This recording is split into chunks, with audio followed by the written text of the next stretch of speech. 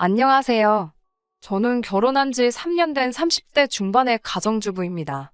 시어머니가 결혼도 하기 전에 시집간 신우한테 제 재산 내주라며 말도 안 되는 억지를 쓰시길래 재산 대신 남편을 내주었습니다. 남편과 저는 우연히 만났습니다. 아는 언니가 나가기로 한 소개팅이 있었는데 언니가 갑자기 바쁜 일이 생겼다며 저에게 대타로 나가달라고 부탁을 하더라고요. 당시 저는 언니의 부탁을 거절할 수가 없어서 밥이나 한 끼 얻어먹고 와야겠다라는 심정으로 나갔습니다. 그런데 생각보다 남편이랑 말이 너무 잘 통해서 사귀게 되었고요. 당시 남편은 중소기업을 다니는 평범한 회사원이었고 저는 콜센터 상담사로 일하고 있었습니다. 둘이 합쳐 한 달에 500 정도를 벌었기에 결혼 이야기가 나왔을 때 같이 먹고 살기에 무리는 없지 않을 거라 생각했습니다. 저 같은 경우 친정 부모님이 결혼을 하게 되면 5천만 원 정도 지원을 해주신다고도 했었고 모아둔 돈도 조금 있었거든요. 하지만 막상 먼저 결혼 이야기를 꺼냈던 남편의 경제적 상황을 짚어보니 한숨밖에 나오지 않았습니다. 모아둔 돈은 2천만 원이 전부였고 시댁에서는 아직 대학교 졸업도 안 한 신우와 당신들 노후가 불안해서 맏아들인 남편이 장가를 간다는데도 한 푼도 보태줄 수 없다고 하셨습니다. 사귄 지 1년도 되지 않아 결혼을 약속한 마당에 시댁에서 그렇게 나오니 이 결혼을 하는 게 맞는 건가라는 고민을 하게 되더라고요. 친한 언니에게 어찌하면 좋겠냐고 털어놓으니 오히려 시댁에서 아무런 도움도 받지 않으면 나중에 혹시나 시댁에서 무리한 요구를 해와도 떳떳할 수 있다고 조언을 해줬습니다. 일리가 있는 말처럼 들렸어요. 물론 친정부모님도 이 상황을 아시고는 이 결혼은 안 하는 게 좋겠다고 말씀하셨습니다. 저는 돈이라는 게 있다가도 없는 거고 없다가도 있는 거 아니냐며 며칠 동안이나 친정부모님을 설득해야만 했어요. 그렇게 어려움을 이겨내고 남편과 저는 서로에 대한 믿음과 사랑으로 결혼을 하게 되었습니다. 사실 결혼식을 준비하는 과정 또한 순탄치만은 않았습니다. 집을 알아보는데 매물도 많이 없고 집값도 많이 올라 엄두가 안 나더라고요. 남편과 제가 며칠 동안 머리를 맞대고 고민해봐도 빠듯한 예산으로 매매는커녕 전세도 쉽지 않았거든요. 결국 저희는 제대로 된 집을 사기 전까지는 가전제품이 풀옵션으로 갖춰진 오피스텔에서 살기로 했습니다. 13평 남짓한 원룸이 전부였지만 신혼이니까 견딜 수 있겠다는 자신감이 있었네요. 결혼식을 며칠 앞둔 어느 날이었습니다. 하루는 일을 마치고 집으로 가려는데 시어머니께서 전화를 해오셨습니다. 시간 되면 시댁에 잠깐 들렸다 가라고 하시더라고요. 참고로 제가 일하는 직장과 시댁은 지하철로 30분 정도 걸리는 거리입니다. 저는 알겠다 하고 남편에게 전화를 걸어 지금 당신네 집에 가는데 당신도 있는 거 맞냐고 물었어요.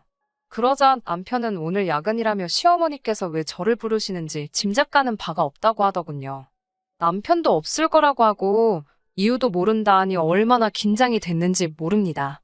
집에 도착했을 때가 7시 반쯤이었는데 시부모님과 신우가 식사를 막 마쳤는지 시어머니께서 식탁을 치우고 계셨습니다. 저에겐 밥 먹었냐 한마디 묻지도 않으시더라고요. 주신다고 해도 자리가 불편해 먹을 생각도 없었습니다만 묻지도 않으시니 마음이 상하긴 했어요. 치우는 걸 도와드려야 하나 잠시 생각했지만 신우도 거실에 누워서 TV 보고 있고 아직 결혼도 안 한 데다가 제가 먹은 식사도 아닌데 제가 부엌에 들어가서 살림에 손을 대는 게 예의가 아닌 것 같기도 했고요. 그래서 약간 마음이 불편하긴 했지만 신우 옆에 가서 앉아 있었습니다. 곧 시어머니가 저를 식탁으로 부르시더니 결혼하면 오피스텔에서 산다는 게 사실이냐고 물으셨습니다. 그럼 혼수는 어떻게 할 거냐고도 물으셨고요. 이때 저는 뭐라도 사주시려고 물어보시는 건가 싶어서 아주 잠깐이지만 기대를 품고 감사함까지 느낄 뻔했습니다. 저희가 이사 가려는 오피스텔은 풀옵션이라서 대부분 필요한 게 구비되어 있어 따로 살 건 없을 것 같다고 말씀드렸어요. 그러자 시어머니는 제가 생각지도 못한 말씀을 하셨습니다. 저더러 맏며느리 자리로 시집을 오면서 혼수도 없이 맨몸으로 올 생각인 거냐고 물으셨어요. 순간 제가 벙쪄서 아무 말도 못하고 있으니까 다른 집은 맏며느리가 들어오면 시댁 살림도 바꿔주고 시모밍크에 신혼 명품백 사주는 게 기본이라던데? 넌 아무것도 안 할 생각이냐고 물으시는 거예요. 혼수도 없이 시집 오겠다는 걸 보니 한두 개 받는 걸로는 끝나지 않겠다고 하시는데 노골적으로 저한테 못 뜯어가시겠다는 투지까지 보여주시더라고요. 황당하고 어이가 없어서 남편도 저희 집에 맞사위로 장가오는 건데 아무것도 안 해오지 않는다고 말씀드렸어요. 그러자 사위는 백년 손님이란 소리 모르냐고 물으시면서 저더러 말 한마디를 안 잰다고 되바라졌다고 그러셨어요. 저는 일단 아드님하고 이야기를 나눠보시라고 제가 드릴 말씀이 없다고 말씀드리고 자리에서 일어났습니다. 신우는 거실에서 시어머니와 제가 하는 이야기를 엿듣기라도 한 건지 연신대박이라며 저를 어이없다는 눈으로 쳐다보고 있었습니다. 집으로 돌아오는데 생각할수록 괘씸하고 어이가 없더군요. 저는 바로 남편에게 전화를 걸어 방금 있었던 일을 이야기하며 그냥 우리 결혼은 없던 일로 하자고 했습니다.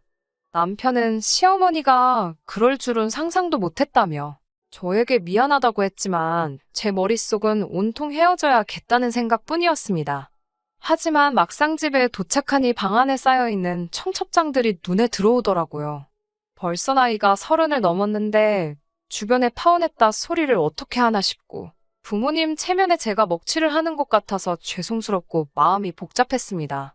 그 와중에 남편에게선 미안하다며 자기가 시어머니하고 제대로 단판을 짓겠다고 못 들은 걸로 해달라고 계속해서 전화와 문자가 쏟아졌어요. 결국 저는 남편의 말을 믿어보기로 했어요. 남편이 시어머니를 잘 구워 삶은 건지 시모의 그러한 요구는 결혼식을 올릴 때까지도 더는 별 말씀이 없으셨습니다. 하지만 이내 그 이유를 알게 되었습니다. 결혼식을 올리고 나서 제가 남편에게 모아뒀다던 2천만 원을 달라고 했어요. 집을 구하고 목돈 들어가는 건 일단 제 돈으로 해결을 했고 그 2천으로는 차를 사기로 했었거든요. 그런데 남편이 하루 이틀 차일피일 미루면서 2천만 원을 안 주더라고요. 결국 2주 정도 기다리다 계속 주지를 않으니 혹시나 하는 생각에 떠보듯이 혹시 그 돈 어디다 쓴 건 아니겠지 하고 물어봤어요. 그러자 남편이 전곡을 찔렸는지 축벽거리면서 그게 다 쓴 건 아니고 반만 썼다고 순순히 실토를 하더라고요. 결혼 앞두고 제정신이 박힌 게 아니라면 그 돈 가지고 뻘짓은 하지 않았을 테니 혹시 뭐 주식이나 코인 같은 걸로 돈 조금 불려보려고 했던 거냐고 물어봤어요. 그런데 그런 건 또 아니랍니다. 그럼 도대체 뭘 한 거냐고 그 많은 돈이 다 어디 갔느냐 물으니 시어머니가 키워준 값도 안 내놓고 장가를 가냐고 아들 키워놔봤자 소용없다며 나오지도 않는 눈물을 쥐어짜내고 아주 난리도 아니셨답니다. 보다 못한 남편이 홧김에 1,000만 원이면 되겠냐고 소리를 질렀더니 시어머니는 자기가 언제 울었냐는 듯이 그거면 되겠다고 지금 보내라고 하셨다 하네요. 남편 말로는 어이도 없고 진짜 치사하고 더러워서 그냥 이걸로 더 이상은 안 해주겠다는 생각으로 줬다는 거예요. 지금이야 아쉽겠지만 이게 더 멀리 보면 사게 먹힐 거라면서 제게 설명하면서요. 터무니없고 황당한 이야기에 기가 다 차더군요. 남편은 제 눈치를 살살 보면서 다시는 저하고 상의 없이 시댁에 금전적인 지원은 하지 않겠다며 믿어달라고 하더군요. 이미 혼인신고까지 다 한마당에 1,000만 원 때문에 갈라서자 할 수도 없고 알겠다고 했습니다. 하지만 생각할수록 속상하고 열받아서 몇 날 며칠 밤잠을 설쳤네요. 게다가 결혼식을 올리고 얼마 지나지 않았을 무렵 남편이 일하던 회사 직원이 공금을 가지고 해외로 도주를 하는 사건이 터졌습니다. 회사는 난리가 났고 남편은 졸지에 직장을 잃었어요. 문제는 그 일로 남편이 큰 충격을 받아서인지 새로운 직장을 알아볼 생각은 안 하고 집에서 술만 먹으며 한 달 가까운 시간을 허비했다는 겁니다. 저는 도저히 그런 남편을 더는 봐줄 수가 없어서 이럴 거면 차라리 같이 장사라도 하자고 했습니다. 저도 매일같이 고객들한테 전화기 너머로 불평불만을 듣는 상담사라는 일에 이골이 난 상태기도 했거든요. 그렇게 남편과 저는 대학가에서 포장마차를 열게 되었습니다. 포장마차 자리도 다 임자가 있다는 소리는 들었지만 정말 뚫고 들어가기 어렵더군요. 그나마 타이밍 좋게 원래 장사하시던 분께서 허리 디스크 수술로 더 이상 장사를 못하겠다고 내놓은 자리를 권리금 700에 살 수 있었습니다. 그런데 포장마차 일이라는 게 정말 보통 힘든 게 아니더라고요. 저희는 오후 5시부터 장사를 시작했지만 장사 준비는 아침부터 시작해야 했습니다. 배달비라도 아끼려고 아침부터 직접 이 시장에서 저 시장으로 뛰어다니며 발품을 팔아야 했거든요. 하지만 정작 저를 힘들게 한 건 이런 고된 일정이 아니라 남편의 불성실하고 무책임한 태도였어요. 솔직히 처음 한 4~5달은 손해만 보다시피 했어요. 둘 다 장사를 처음 해보는 거다 보니 생각지도 못한 곳에서 실수를 하기도 했고 손님들에게 욕도 먹고 사기도 당하고 정말 별일이 다 있었거든요. 문제는 이런 일이 생길 때마다 저는 이런 경험도 다 피가 되고 살이 된다 생각하고 더 죽기 살기로 장사에 매달린 반면 남편은 하루가 다르게 의지를 잃어가더라고요. 이렇게까지 해서 돈을 벌어야 하는 거냐면서요. 어르고 달래는 것도 하루 이틀이지. 장사만으로도 지치고 힘든데 제가 남편 멘탈까지 제가 관리를 하려다 보니 이러다간 제가 먼저 쓰러지겠다 싶었습니다. 결국 저는 남편에게 돈 100만 원만 벌어와도 좋으니 어디 출근할 만한 곳을 찾으라 했어요. 장사는 제가 혼자서 어떻게든 해보겠다고요. 얼마 후 남편은 예전에 같이 일하던 동료의 소개로 다시 일자리를 구하게 되었습니다. 월급도 직책도 예전만 못했지만 본인이 만족해하니 저도 그걸로 됐다 싶었습니다. 게다가 남편이 더 이상 신경 쓰이게 하질 않으니 덩달아 포장마차 매상도 오르더군요. 그렇게 포장마차를 시작하고 2년쯤 되었을 무렵 저는 월 평균 700~800 이상을 벌고 있었습니다. 반면에 남편은 월 200을 간신히 넘기고 있었어요. 분명히 말하지만 이때도 저는 남편과 이혼을 생각하지 않았습니다. 비록 종종 남편이 자기는 엄연히 사무직이고 저는 장사꾼이라면서 마치 직업에도 귀천이 있다는 식으로 말했을 때도 저는 그저 남편이 자존심이 상해서 그러나 싶었고 진심으로 남편을 이해하려고 했어요. 월소득이 안정적으로 자리가 잡혔다 느껴지면서 저는 정식으로 가게를 차려야겠다는 생각을 하게 되었습니다.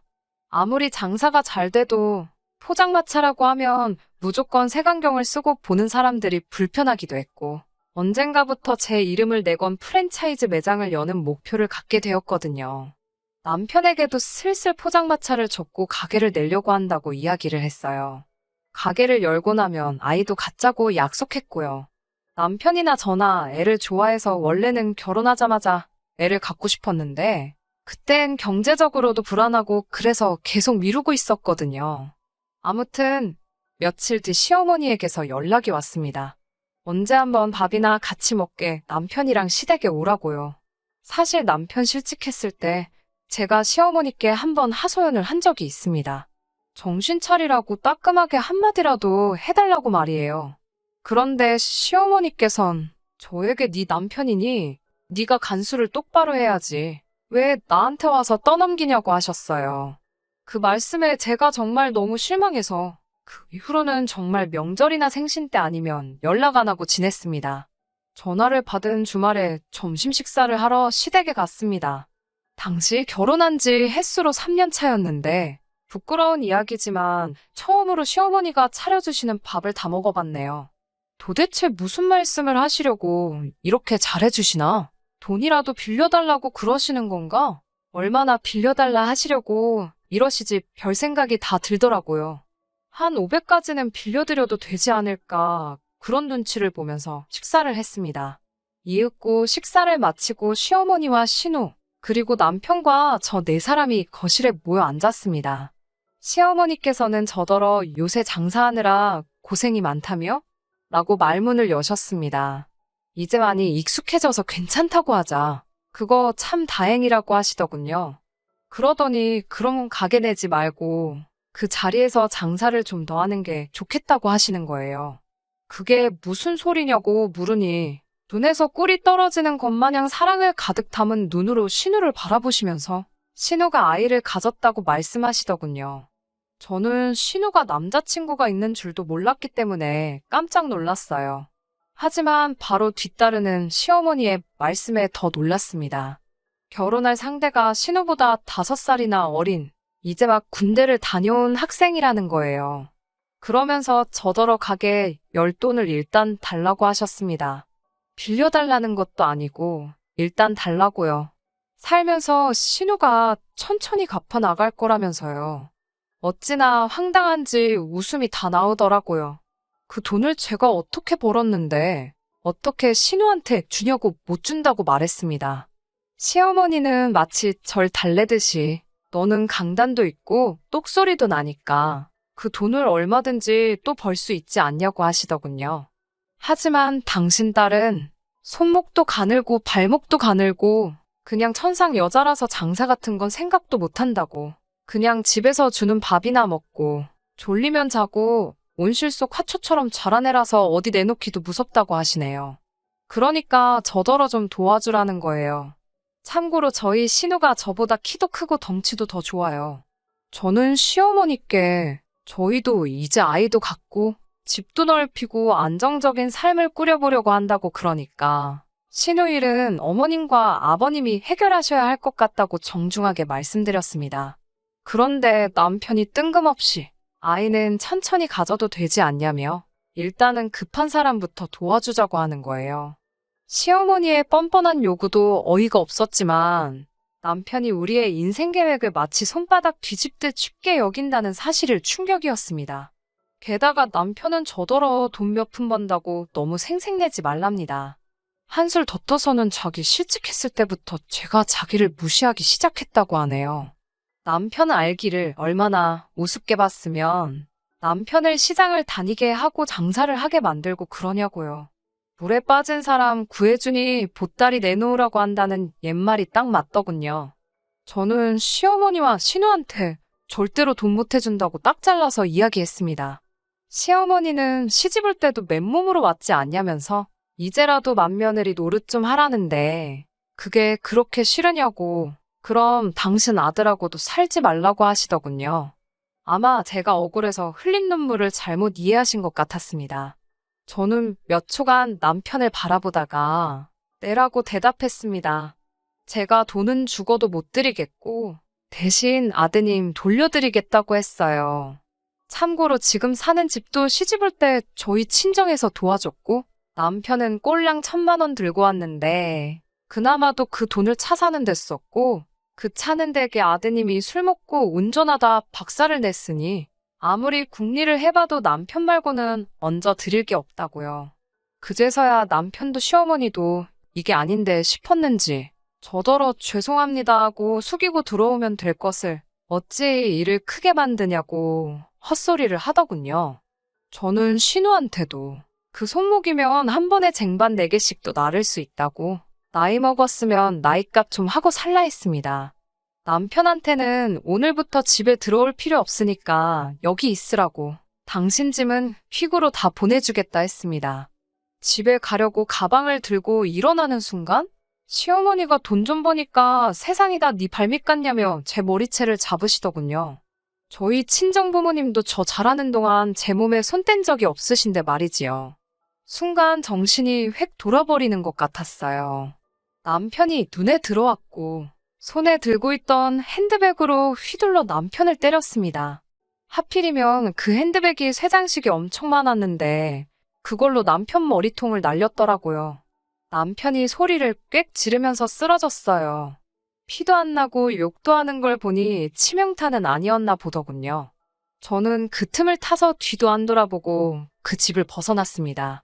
당연히 얼마 지나지 않아 남편과 시어머니가 번갈아 가면서 전화를 해대더군요. 저는 결국 친정아버지께 연락을 드렸고 친정아버지께서 한달음에 저희 집으로 쫓아오셨습니다. 사실 시어머니께서 혼자셔서 웬만하면 친정아버지가 양쪽 집안일에 나서지 않으셨거든요. 친정아버지가 도착하시고 한 10분도 채 되지 않아서 남편과 시어머니가 현관 비밀번호를 따고 들어왔습니다. 현관 문이 열리면서부터 욕을 내뱉던 두 사람은 저희 친정아버지를 발견하곤 갑자기 합주기가 되더군요. 친정아버지가 평소에도 우리 딸을 이렇게 대한 거냐며 남편 멱살을 잡았습니다. 남편은 깨갱하며 죄송하다는 말만 연신하더군요. 친정아버지는 남편에게 곱게 이혼하고 우리 딸 인생에서 꺼지라고 그러시더군요. 저는 친정아버지의 그런 무서운 모습을 그때 처음 봤는데 정말 든든했습니다. 그 이후로 한 2주 동안 남편에게 미안하다며 다시 생각해 볼 수 없냐는 연락이 왔지만 결국 이혼했습니다. 돈이 없는 것보다도 자격지심이 심한 그 남자를 제가 더 이상 품어줄 수가 없겠더라고요. 저는 남편과 이혼하고 포장마차를 접었습니다. 그리고 목표했던 대로 제 이름 석자를 걸고 가게를 열었습니다. 다른 걸 다 떠나서 남편에게 고마운 것이 딱 한 가지가 있습니다. 남편의 실제가 아니었으면 제 인생의 시작도 하지 않았을 사업을 시작하게 해준 것. 그리고 그로 인해 이렇게 제 이름 달린 가게 하나를 차리기까지 이렇게 성공할 수 있게 계기를 만들어 주었다는 거예요. 이혼하게 된 부분에 대해서는 한 점 아쉬운 게 없네요. 그간 제가 스스로 참아가며 희생을 해준 만큼 남편도 저를 위해 해준 게 하나도 없으니까요. 한 달에 이제 100몇만 원 받는 수입으로 새 식구, 아니 이제 신혼의 애에다가 신우랑 결혼할 남자까지 하면 5식구일 텐데 그 돈으로 평생 행복하게 먹고 살았으면 좋겠다는 생각이 드네요. 끝까지 들어주셔서 감사합니다. 오늘의 사연은 여기까지입니다. 구독과 좋아요, 알람 설정 부탁드리고 더 좋은 사연으로 다시 찾아뵙겠습니다. 감사합니다.